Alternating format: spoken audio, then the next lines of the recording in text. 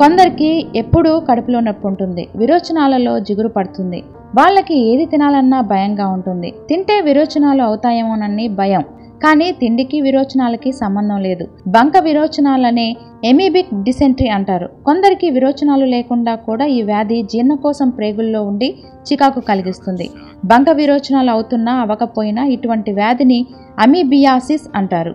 Amoebiasis వ్యాధి Entamoeba histolytica అనే ఏకకణ జీవుల వల్ల వస్తుంది. ఈ క్రిముల ద్వారా కలుషితమైన నీటిని కానీ ఆహార పదార్థాలని కానీ తీసుకున్నప్పుడు ఇవి జీర్ణకోశంలోకి ప్రవేశించి వ్యాధిని కలుగచేస్తాయి.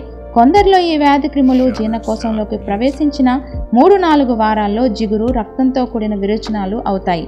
మరి కొంతకాలం విరోచనాలు తగ్గిపోతాయి. ఇంకొందరిలో ఈ వ్యాధి క్రిములు ప్రవేశించిన ఎటువంటి వ్యాధి లక్షణాలు కనబడవు. కొన్ని సందర్భాలలో సంవత్సరాల తరబడి శరీరంలో ఉండిపోయిన లివరు, మెదడు, ఊపిరితిత్తులకు వ్యాధి రావచ్చు. ఈ అమీబా క్రిముల వల్ల అతి సాధారణ లివర్ కూడా వ్యాధిగ్రస్తమవుతుంది.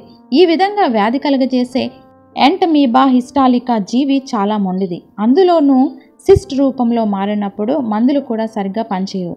అది కాక ఈ జీవులు శరీరంలో ఏమాత్రం మిగిలి ఉన్నా అతి త్వరలో 1కి 10 రెట్లు వృద్ధి చెందుతాయి.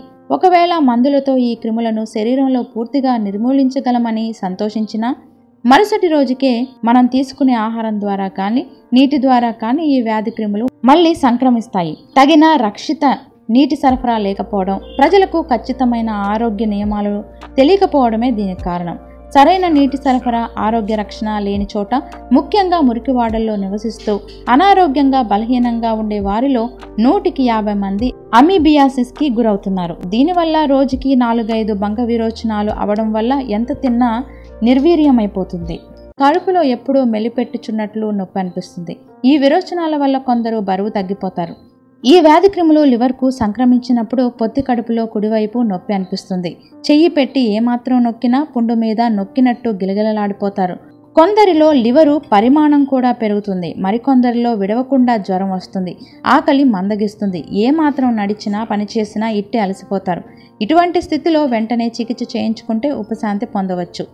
ఒకవేళ నీరసం చేస్తే కొందరిలో లివర్లో కొంత భాగం కుళ్ళిపోయినట్లయి పుండులాగా మారి పగిలిపోతుంది కూడా.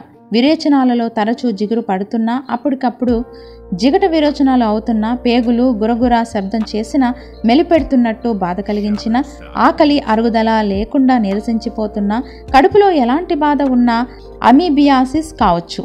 విరోచనం పరీక్ష చేస్తే అమీబియాసిస్ ఉన్నది లేనిది తెలుస్తుంది.